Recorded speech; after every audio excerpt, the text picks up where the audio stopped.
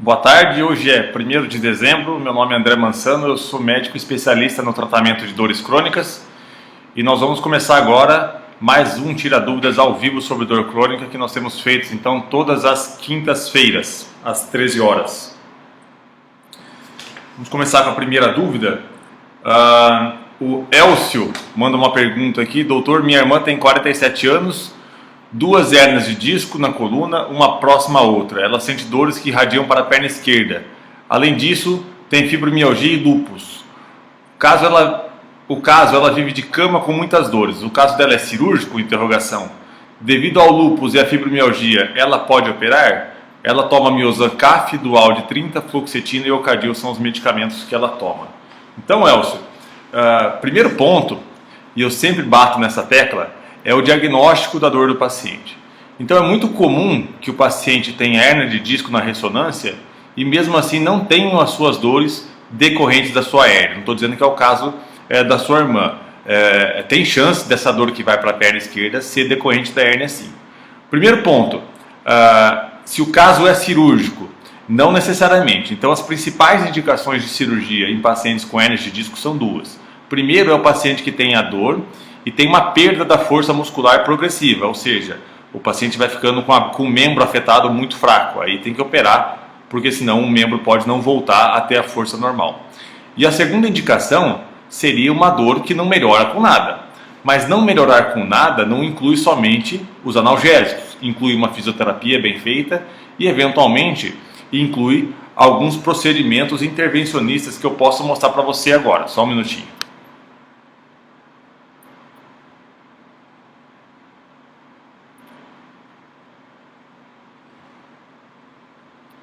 Deixa eu achar aqui para vocês. Nós podemos, por exemplo, fazer o que nós chamamos de bloqueio anestésico, né? Então aqui, essa figura está mostrando, nós deixamos o paciente de bruço no centro cirúrgico e guiado por uma máquina de raio-x, nós colocamos uma agulhinha. Esse procedimento é feito sob sedação, não tem desconforto nenhum, não precisa de internação. Então nós colocamos a agulhinha do lado dessa raiz nervosa, que está desenhada aqui em amarelo, que está sendo comprimido pela hérnia. É isso que causa a dor que vai para a perna. E ali a gente deposita um anestésico com anti-inflamatório. E muitas vezes isso ajuda muito no caso de dor do paciente. Eventualmente, deixa eu mostrar aqui para vocês. Nós podemos, aqui do lado direito, viu, Elcio? Você está vendo o que é hérnia de disco, né? Então aqui está o disco intervertebral com o seu interior mais azulado. E acontece que quando o disco vai degenerando, ele pode, como vocês vão ver aqui, pressionar essa raiz nervosa que está em amarelo, tá bem? E isso que causa a dor, então, que vai para a perna. Dependendo do nível da hérnia, a dor vai para uma perna, para ambas, ou vai para alguma região da perna específica. Aqui do lado esquerdo tem um procedimento desenhado que nós levamos um catéter por dentro da coluna. Esse é um procedimento também feito sob sedação, sem necessidade de cirurgia. E nós conseguimos navegar esse catéter aqui, guiado pelo raio-x no centro cirúrgico, até a posição da raiz nervosa que está comprimida. E ali a gente consegue depositar substâncias anestésicas, anti-inflamatórias e algumas substâncias que visam diminuir o inchaço daquela raiz que está comprimida. Isso melhora, em muitos casos, a dor do paciente. E também, nós podemos, por exemplo, vocês vão ver aqui, fazer um procedimento onde a gente consegue colocar uma agulha dentro do disco intervertebral e tirar um pedaço dessa hérnia. Então aqui vocês vão ver novamente a representação do que é a hérnia, né? O disco indo para trás aqui, comprimindo essa raiz que está amarelada, né? E aqui o procedimento que nós chamamos de L-Disc, que é um procedimento relativamente novo no Brasil. Chegou em setembro desse ano no Brasil. Nós conseguimos colocar então uma agulha dentro do disco intervertebral, tá bem? E por dentro dessa agulha nós colocamos um probe, um eletrodo, e nós então cauterizamos essa região da hérnia, permitindo então que ela volte ao seu estado original, entendeu? Nós colocamos um probe, um eletrodo. Deixa eu baixar o volume aqui. E nós então cauterizamos essa região da hérnia, permitindo Tá bem? Então, Elcio, o que eu digo para você? A minoria dos pacientes precisam de cirurgia, tá? Agora, prosseguindo na sua pergunta, você disse que ela tem lúpus e fibromialgia, se isso proíbe a cirurgia. Não, isso não proíbe a cirurgia. É claro que o médico que cuida do lúpus dela vai precisar avaliar em qual situação ela está da doença, né? Isso é muito importante. Agora, com relação à fibromialgia, é importante que ela seja avaliada, porque eventualmente as dores que ela sente nas costas e na perna também podem ser da fibromialgia e não da hérnia de disco. Então é importante que isso seja avaliado antes, né? Correto? Vamos então para a segunda pergunta. Então, voltando aqui. A Doralice, bom dia, tenho dores 24 horas, principalmente na bacia. Quando eu ando parece que vai separar o fêmur da bacia. Quando eu subo a escada parece que está queimando o meu cóccix. Então, Doralice, dores na bacia, mais uma vez é importante que se faça o diagnóstico diferencial, né? Um deles, e eu vou mostrar para vocês agora, é a dor sacroiliaca, né? Deixa eu só mostrar para vocês o que é a articulação sacroiliaca. A articulação sacroiliaca, como o próprio nome diz, é a articulação que fica entre o osso do sacro e o osso da bacia. Ela vai piscar aqui para a gente agora. Isso que está piscando aqui é a articulação sacroiliaca. E ela é uma articulação como outra qualquer. Ela tem cartilagem aqui, como a do quadril, como tem a do joelho, e ela pode sofrer processos de artrose, né? E quando isso acontece, ou alguns processos inflamatórios também. E quando isso acontece, o paciente pode sentir uma dor na bacia, ele pode sentir uma dor na região do glúteo, eventualmente nas pernas, e em alguns casos a dor pode ir até o pé, né? Então é importante que se examine o paciente para saber se a dor vem dali. Deixa eu só mostrar uma coisa aqui para vocês, só um pouquinho, que isso é muito importante. Para a gente fazer o diagnóstico da dor sacroiliaca, só um pouquinho que eu vou mostrar uma coisa aqui para vocês. Nós precisamos fazer o que nós chamamos de bloqueio diagnóstico, tá? Eu vou mostrar para vocês o que é isso. Só um minutinho. Eu vou achar esse vídeo aqui.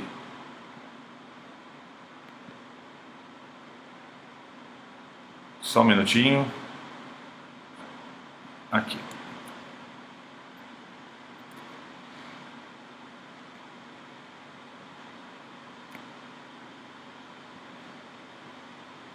Bloqueio diagnóstico. O que é o bloqueio diagnóstico? Então, o paciente usualmente fica deitado numa maca de barriga para baixo, certo? Nós identificamos aqui a articulação sacroiliaca, que vocês estão vendo aqui no desenho, no filminho, ressaltado aqui em vermelho, tá bem? O paciente recebe usualmente uma sedação, a gente faz uma anestesia local, fica de bruço, assim como vocês estão vendo, tá bem?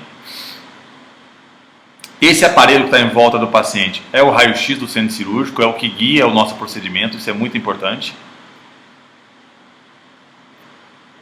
E o que vocês vão ver aqui é algo bem interessante. Então nós fazemos uma anestesia local, né? Isso não é desconfortável para o paciente.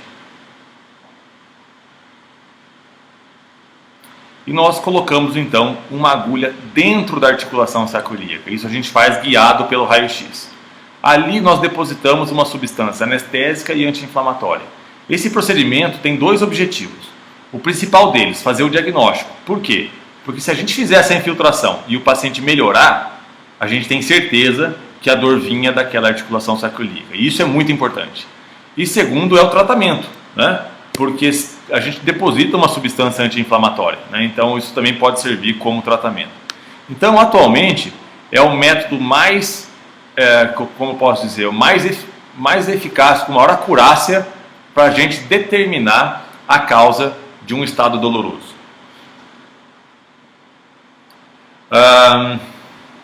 O Maurício diz que eu tenho artrose nos discos, fiz artrodese lombar e continuo com dor forte. Então, Maurício, isso que você tem é o que nós chamamos de síndrome pós-laminectomia, né? A laminectomia é usualmente a cirurgia que é feita, precisa fazer para fazer artrodese, né? E tem algumas causas da síndrome pós-laminectomia. Uma sobrecarga da articulação sacroiliaca, que eu mostrei agora na pergunta da Doralice, é uma importante causa de dor lombar pós-cirurgias de coluna. Então, até 40% dos pacientes que têm dor lombar depois de cirurgia de coluna têm a sacroiliaca como a causa da sua dor. Então, é importante examinar e talvez ser submetido a um procedimento como esse para a gente ter certeza e eventualmente tratar esse quadro doloroso. Outra causa muito comum de dor pós-artrodese é a formação de fibrose. O que é isso? Da mesma forma que a gente corta a pele e forma uma cicatriz, quando a gente mexe nas estruturas internas também formam cicatrizes, que nós chamamos isso de fibrose. E a fibrose, quando acontece na região dos nervos, ela pode comprimir essas estruturas nervosas, né, e causar um quadro de dor.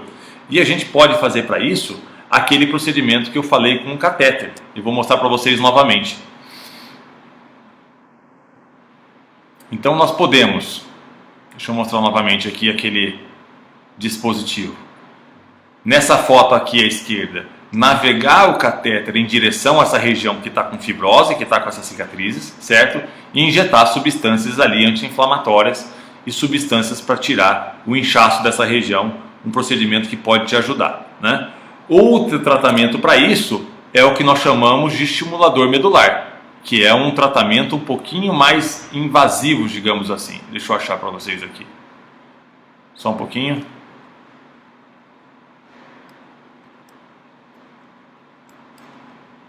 Aqui. Então nós podemos colocar, aqui já vai mostrar para vocês.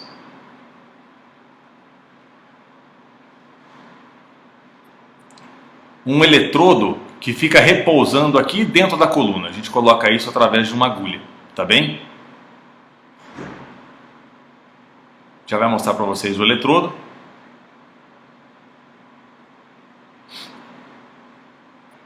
Então esse eletrodo fica emitindo sinais elétricos porque ele está conectado a um gerador como se fosse um marca-passo, inibindo os impulsos dolorosos, né? Então esses são os principais tratamentos para quem tem dor pós-cirurgia de coluna. O que se sabe, eventualmente o paciente precisa ser reoperado, mas quanto mais ele é operado, mais fibrose forma naquela região. Então é importante avaliar isso com muita cautela para que não seja feita, então, que não sejam feitas cirurgias além do indicado.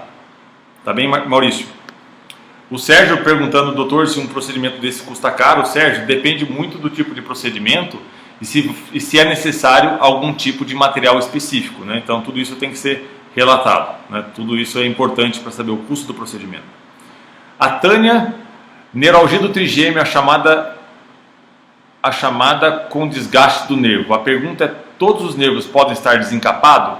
Pois sinto uma dor intensa na lombar e sem sucesso com resultados na tomografia e ressonâncias.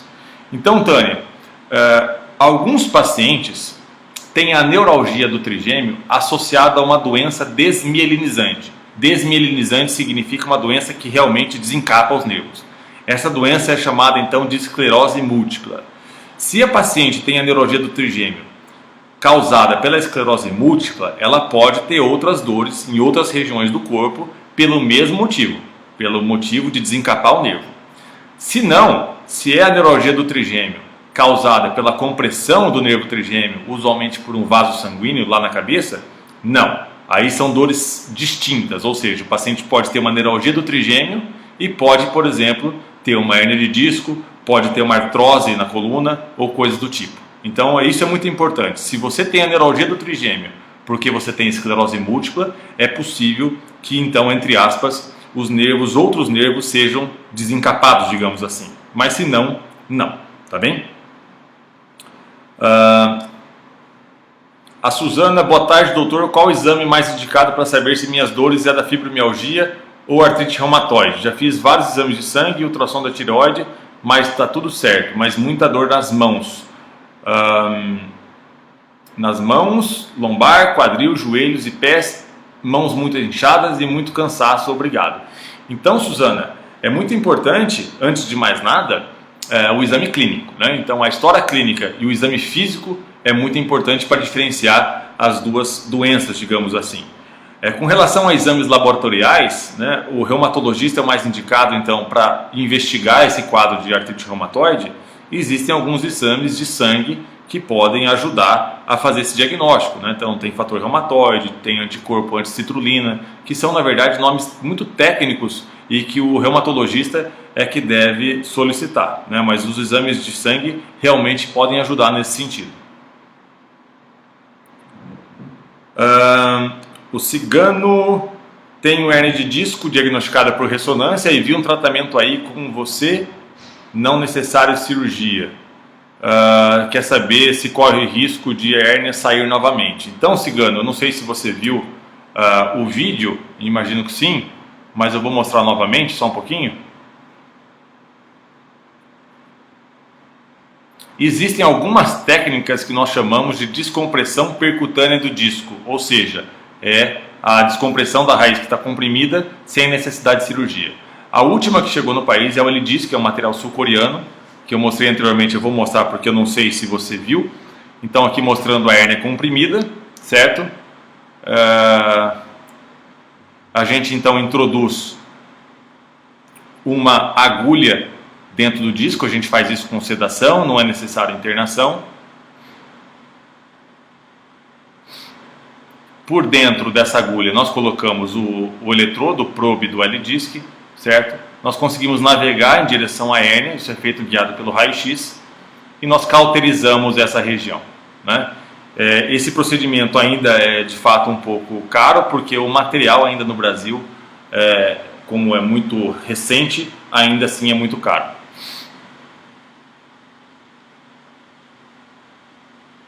Mas é mais barato do que uma cirurgia, por exemplo. Tá bem? A Rosemary, doutor, fiz um procedimento cirúrgico ano passado, fiquei bem alguns meses, agora de 3 meses para cá estou com dificuldades para inclinar meu tronco para frente e também não consigo agachar e a sair da cama. Depois que meu corpo esquenta, aí fico bem. Já falei com o meu médico, estou tomando relaxante muscular, ainda estou com um pouco de dor. Será que tem que fazer alguma tomografia para ver o que está acontecendo? Então, Rosemary, algumas coisas precisam ser diferenciadas aí no seu quadro, né? Então, deixa eu mostrar alguma coisa para você aqui. Só um pouquinho. Existe o que nós chamamos de dor facetária lombar, que é a dor... Deixa eu achar isso aqui para você. Que é a dor da articulação entre as facetas, tá bem? Deixa eu ver se é esse vídeo aqui, só um pouquinho. Deixa eu ver se é esse vídeo.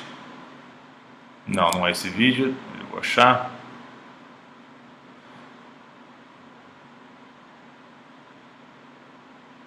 É esse vídeo aqui.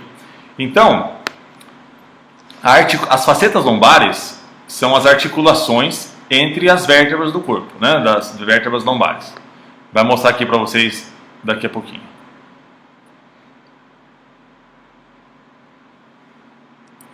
Só um pouquinho, eu pulei o vídeo correto. Aqui, perfeito.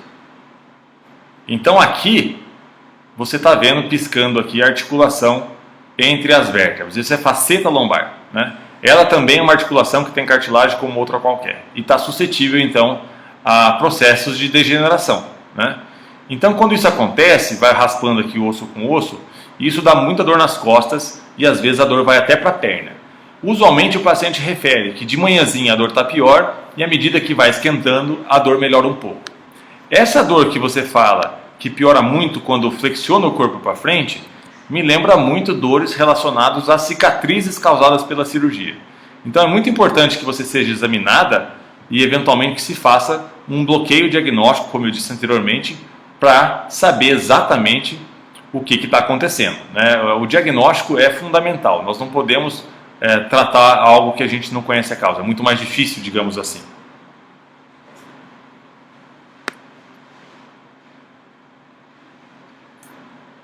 A Filomena, deixa eu ver uma pergunta aqui por e-mail. A Filomena dizendo que o marido dela tem câncer de pâncreas e sente muita dor na barriga, mas também nas costas. Quer saber se essa dor nas costas é por conta do câncer de pâncreas e se há algo para ser feito, porque ele toma muita morfina e não resolve. Sim, Filomena, as dores nas costas podem ser então decorrentes do câncer de pâncreas, sim. até 93% dos pacientes com câncer de pâncreas têm dores abdominais e dores nas costas. O que a gente pode fazer então para esse tipo de dor?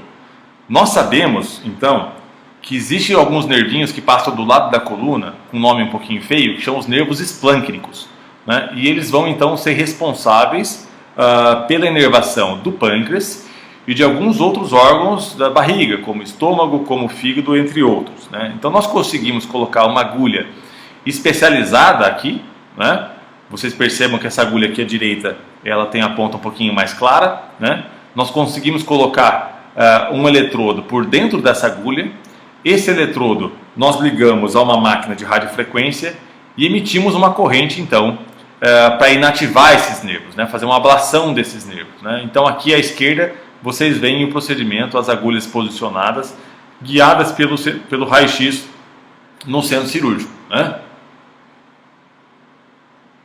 É um procedimento que costuma ter um bom resultado, com diminuição das dores do paciente e uma melhora importante na qualidade de vida, né? Então é isso que pode ser feito para o seu marido. Mais uma pergunta aqui por e-mail. O seu Francisco perguntando quais são os tratamentos possíveis para neuralgia do trigêmeo. Tomo carbamazepina, mas fico com muito sono e as dores não melhoram. Então, seu Francisco, deixa eu mostrar para vocês aqui só um pouquinho. Deixa eu pegar uma aula aqui. Só um pouquinho, eu vou achar uma aula.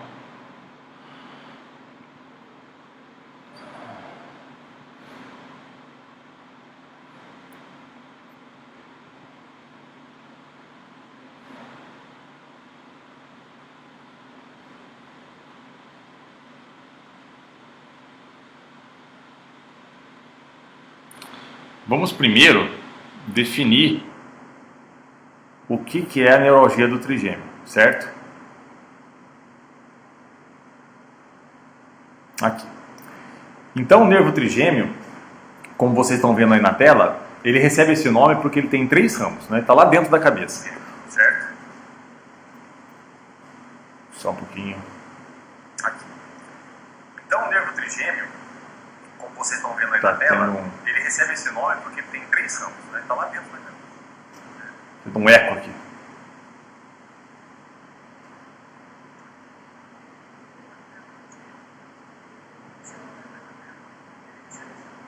Pronto. Então ele tem 3 ramos. O primeiro ramo a gente chama de oftálmico. Ele vai inervar essa parte de cima que está pintado mais em rosa, né? O segundo ramo, que é o maxilar, ele está pintado aqui mais esverdeado. Ele é responsável por essa região mais do meio da face. E o terceiro ramo, que é o mandibular, ele vai inervar essa parte aqui mais de baixo da face, né? O paciente pode ter dor em um ou mais dessas regiões, não além dessas regiões, né? E como que é a dor do paciente com neuralgia do trigêmeo? Usualmente o paciente tem uma dor do tipo choque, né? Uma dor muito forte, que ela vem, dura alguns segundos, alguns minutos e passa. É uma dor muito forte mesmo. Usualmente ela é desencadeada, ela é deflagrada por alguns estímulos, às vezes escovar os dentes, às vezes fazer a barba, às vezes mastigar, às vezes simplesmente falar, né? Então é uma dor muito forte mesmo. O tratamento da neuralgia do trigêmeo, o primeiro passo é de fato tentar os medicamentos, né? Mas quando não resolve, como é o quadro do senhor, nós podemos lançar mão do que nós chamamos de procedimentos intervencionistas, né? Então nós podemos colocar dentro do nervo trigêmeo uma agulha onde a gente insufla um balão dentro dele. Vocês estão vendo aqui um balão mais escuro na ponta da agulha. Esse balão vai fazer uma compressão no nervo, desativando o nervo. É um tratamento bem interessante para quem tem esse tipo de problema, certo? Outro procedimento que pode ser feito, só um pouquinho, é a radiofrequência do trigêmeo. Então nós podemos colocar uma agulha fininha, certo? Dentro do nervo trigêmeo ali, e a gente então faz uma corrente de radiofrequência inativando esse ponto do nervo, né? Um procedimento que aí tem mais de 90% de chance de melhora da dor, tá? Então é um procedimento bem interessante mesmo.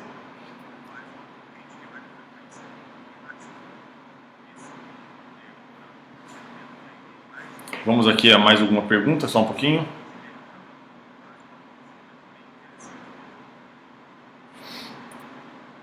Vamos ver as perguntas que estão abaixo do vídeo.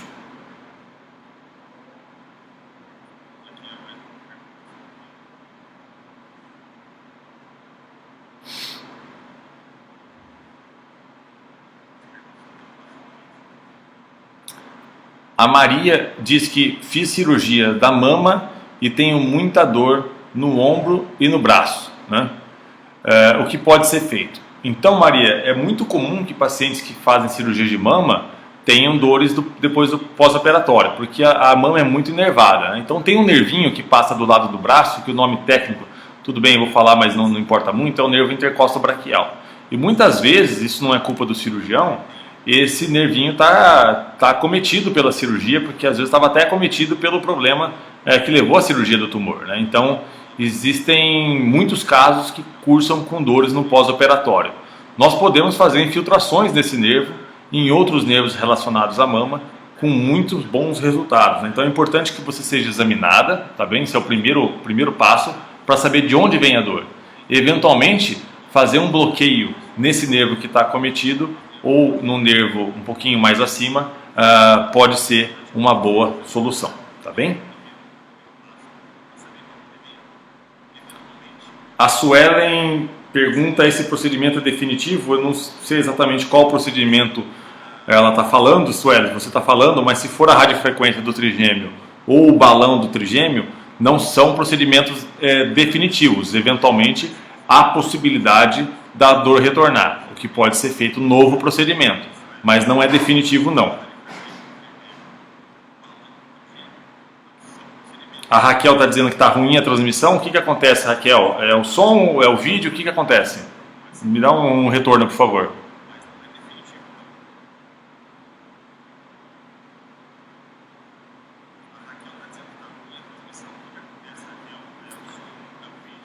A Fernanda, ela quer saber então qual é o tratamento da fibromialgia. Então, Fernanda, o tratamento da fibromialgia, então eu não vou falar sobre o diagnóstico, mas o tratamento da fibromialgia, ele deve ser sempre multidisciplinar, né? Então o paciente deve sim tomar alguns medicamentos que nós sabemos que são bons para fibromialgia, em especial alguns tipos de antidepressivo e alguns anticonvulsivantes, tá bem? O paciente deve obrigatoriamente fazer atividade física, então atividade física regular é algo que melhora muito a fibromialgia. O paciente deve fazer então psicoterapia. Os estudos mostram então que a psicoterapia tem um poder tão grande quanto os medicamentos na redução da dor do paciente, o que não quer dizer que a dor vem da cabeça do paciente, certo? E o paciente pode fazer, por exemplo, o paciente pode fazer acupuntura e outros tratamentos alternativos. O que eu tenho que reforçar? É muito importante que o paciente faça um tratamento global. Se o paciente só tomar o medicamento, ele vai ter pouca chance de sucesso. Se o paciente fizer só psicoterapia, também vai ter pouca chance de sucesso. É muito importante que ele faça todo o tratamento, né? Todas as armas que nós temos para combater essa doença. O Sérgio dando um feedback aqui. Obrigado, Sérgio, que a transmissão em Guarulhos tá boa. Suelen, desculpa, Raquel, dá uma olhada aí na sua conexão, talvez seja isso.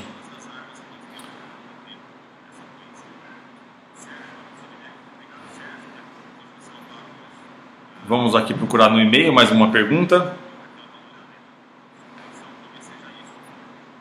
O Guilherme dizendo: minha avó teve um achatamento da vértebra e sente muitas dores, o que fazer?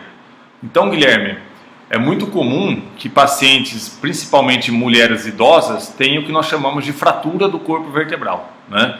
É muito comum porque o osso vai ficando muito fraco e às vezes só o fato de passar num quebra-mola, de abaixar para pegar uma sacola ou qualquer pequena queda pode quebrar de fato esse corpo da vértebra, né? Então isso dói bastante mesmo, né? Às vezes qualquer movimento que o paciente faça dói, o paciente não consegue nem mexer na cama.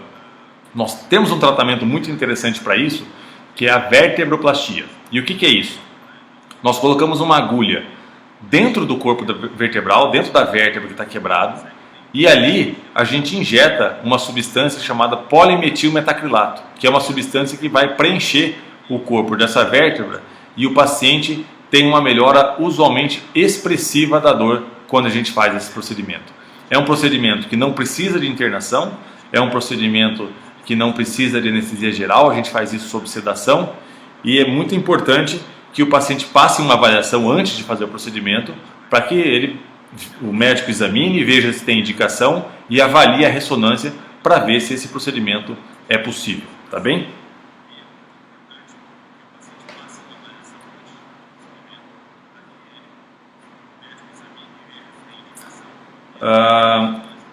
A Valdilene: olá doutor, eu sofro desconforto na hora de dormir, minha perna esquerda dói, o lado esquerdo da minha cabeça fica gelado, assim como embaixo do meu pé esquerdo também fica gelado.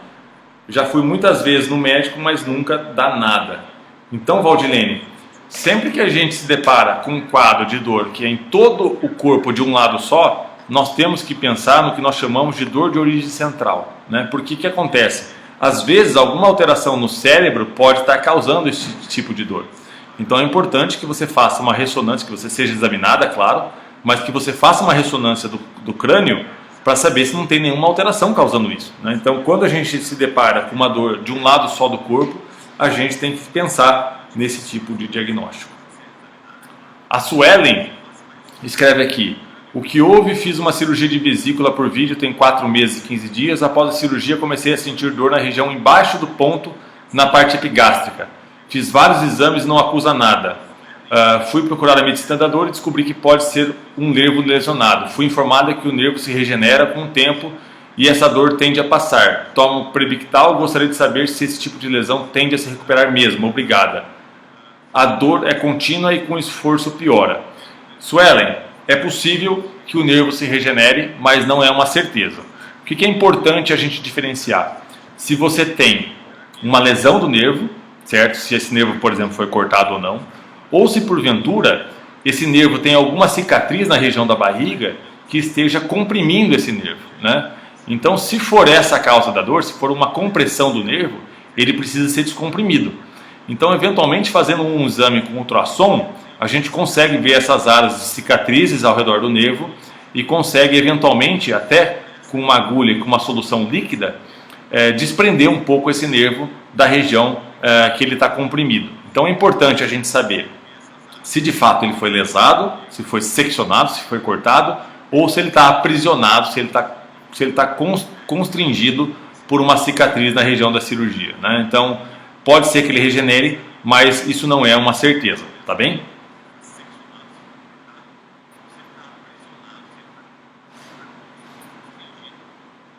Só um minutinho. A Aparecida, ela disse que o marido dela tem um câncer de próstata, que pegou o osso e que o médico indicou uma bomba. Ela quer saber se isso é um bom tratamento. Então, deixa eu mostrar para vocês o que é isso. Pode ser um bom tratamento, sim. Claro que depende de caso a caso. Existe um tratamento chamado bomba de infusão de fármacos. Tá bem? Deixa eu mostrar para vocês aqui. Tá aqui. Esse tratamento, nós colocamos um catéter dentro da coluna do paciente, tá bem? Certo? E esse catéter nós ligamos a um reservatório. Esse reservatório contém medicação para dor. E esse reservatório fica debaixo da pele do paciente, não fica nada para fora. E ele tem um computadorzinho, na verdade, que infunde medicação na coluna do paciente 24 horas por dia, né? E essa medicação é 300 vezes mais forte do que a medicação que a gente toma por via oral, do que a gente ingere por boca. Então é bem interessante, pode ser um bom tratamento sim para o seu marido, tá bem? A Rosana: toda dor e formigamento de lombar sem causa no exame é considerada fibromialgia? Não, Rosana, não é considerada fibromialgia. Então, os critérios clínicos para diagnóstico de fibromialgia são bem já estabelecidos, né? O paciente que usualmente tem dores espalhadas pelo corpo todo, né? O paciente tem alguns outros sintomas, como insônia, como cansaço, né? Então tem critérios para isso.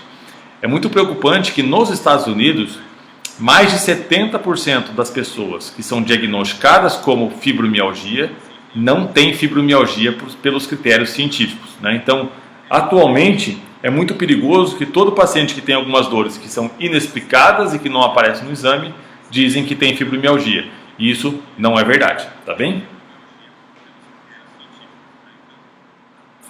A Érica dizendo: doutor, fiz 4 cirurgias e agora estou sentindo muita dor na perna esquerda. Fiz cirurgia da neuralgia do trigêmeo, tem alguma coisa a ver e também não melhorei da neuralgia. Estou sentindo muita dor, ainda não melhora.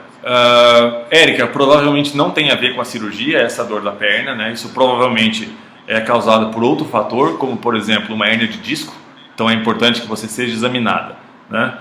Com relação à sua dor do trigêmeo que não melhora, talvez fazer uma radiofrequência do nervo trigêmeo seja uma boa opção nesse momento, né? Então o que acontece é que na cirurgia para a neuralgia do trigêmeo, o cirurgião tira aquela arterinha que está comprimindo o nervo, ele desloca aquela arterinha que está comprimindo o nervo, mas não necessariamente é essa compressão que está causando a dor.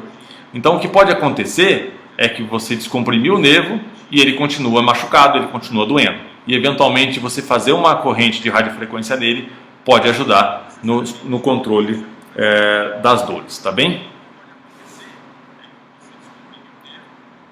Só um minutinho, vamos para uma pergunta do e-mail aqui, deixa eu pegar aqui.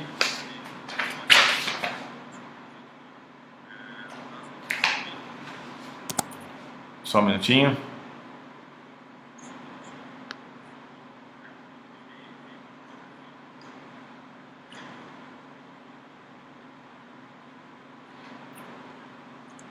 Aqui não mandou o nome aqui na pergunta, mas queria saber mais a respeito da dor do túnel do carpo. Então deixa eu mostrar aqui para vocês, só um pouquinho.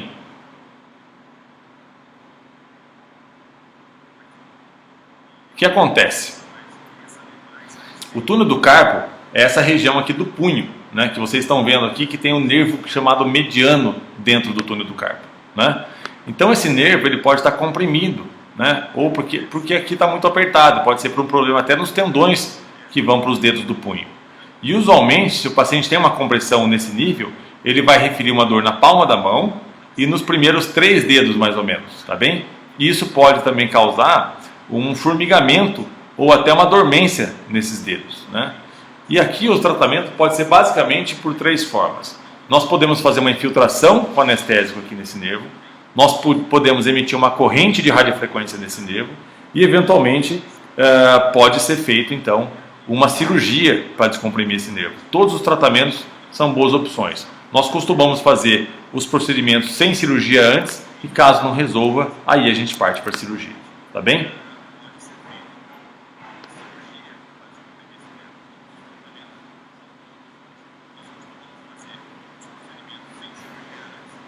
A Suelen diz: eu já fiz ultrassom da parede abdominal e o médico que realizou informou não achar nada. No começo a dor era 0, a dor era de 0 a 10, eu considerava 10. Vai fazer 4 meses que sinto essa dor.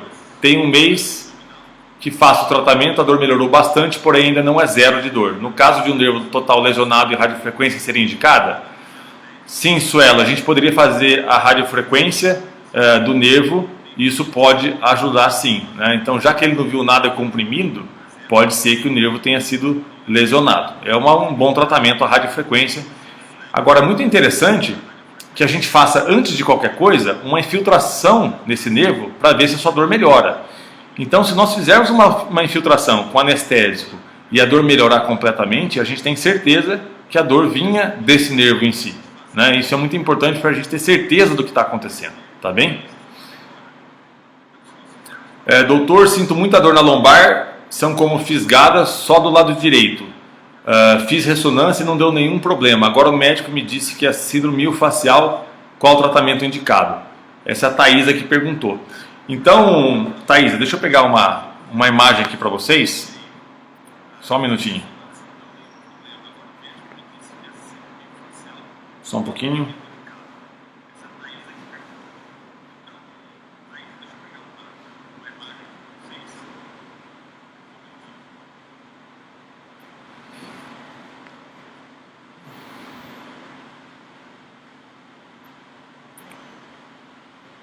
Só um minutinho que eu vou achar umas imagens interessantes aqui para vocês.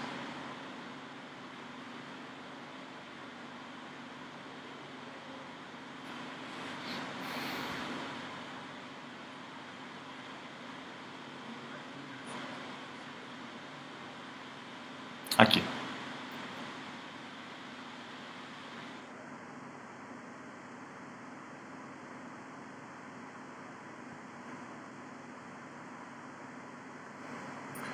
Existem alguns músculos, por exemplo, o psoas. O psoas é um músculo bastante grande, na verdade, que ele vem de todas as vértebras lombares e vai se inserir lá na perna, lá no fêmur, né? E ele pode dar essas dores lombares em fisgada de um lado só.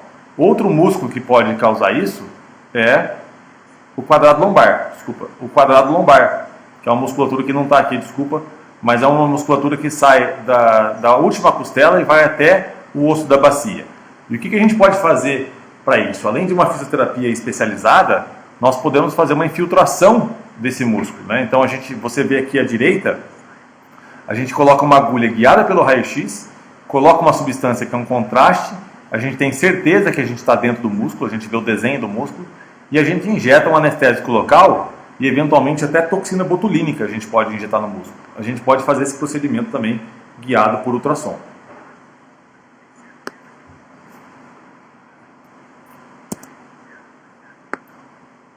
Tá bem?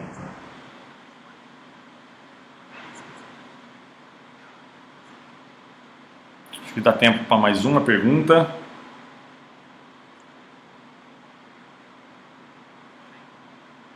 Vamos pegar aqui no e-mail. Só um pouquinho, chegou a dar lua aqui. Doutor, já fiz uma cirurgia na cervical onde tenho 2 cages entre C5, C6, C6 e C7. Melhorei muito em relação à dor, mas depois de 2 anos ganhei mais hérnia acima e abaixo da cirurgia e minha coluna torácica toda comprometida, muita dor. Qual a indicação? Um bloqueio seria uma saída? Lu, é uma boa saída sim, né? Então a gente pode fazer, eu mostrei anteriormente, mas eu vou mostrar novamente. Só um pouquinho. O procedimento com catéter, né?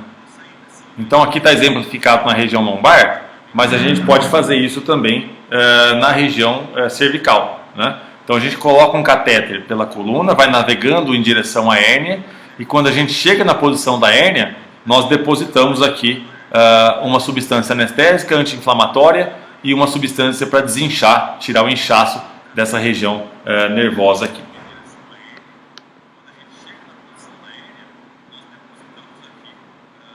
Só um minutinho.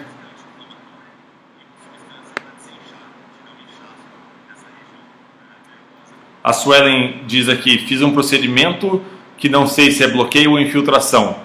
Foi feito em um consultório com corticoide. Fiz 2 vezes. Minha maior preocupação é não saber se realmente é um nervo ou um tendão ou um músculo, pois percebo que a dor piora ao movimento. Assim, Suelen, é muito mais provável que seja de fato um nervo, né? Agora, é importante que esse bloqueio, essa infiltração, seja feito guiado por algum método de imagem. E na região abdominal, de preferência, essa infiltração tem que ser feita sob visualização do ultrassom, né, para saber que de fato o nervo está sendo infiltrado e não uma musculatura ou coisa do tipo, né? Então, eventualmente, quando você faz a movimentação que você contrai a musculatura do abdômen, eventualmente você comprime ainda mais esse nervo que está lesionado, tá bem? Vamos à última pergunta. A Maria Lúcia, foi constatada uma hérnia de disco sem indicação de cirurgia na região lombar. Tenho alergia a muitos medicamentos e estou aguentando a dor. Está me limitando a vida, não posso caminhar muito, que as pernas... E aí interrompe a mensagem, né? Então, Maria Lúcia, eu vou mostrar novamente para você. Tem algumas opções para o tratamento dessas dores relacionadas à hérnia, né? Nós podemos, por exemplo, eu já mostrei isso aqui, vou mostrar novamente, fazer uma infiltração nessa região da hérnia, né? Então o paciente fica deitado, nós colocamos uma agulha lá na região da hérnia, antes a gente faz uma anestesia local, tá? O paciente não sente desconforto. A gente vai lá na região da hérnia, que é esse nervinho amarelo aqui, e deposita uma substância com anestésico local e anti-inflamatório. Costuma ter um bom resultado. Ou eventualmente, como eu mostrei algumas vezes hoje, a gente faz o procedimento com o catéter. Então nós navegamos o catéter em direção à hérnia. Quando nós chegarmos aqui na região da hérnia, nós vamos então depositar esse tipo de substância que eu falei anteriormente.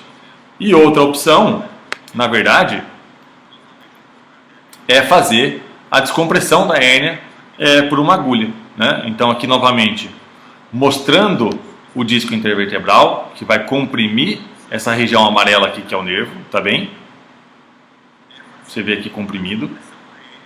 A gente pode colocar então uma agulha dentro do disco intervertebral. Estou repetindo aqui que talvez você não tenha visto. Por dentro dessa agulha, nós colocamos o probe, navegamos até a região da hérnia, como vocês estão vendo aqui, e cauterizamos essa região, né? Esse é um procedimento bem moderno para o tratamento de hérnia de disco sem cirurgia. Tá bem?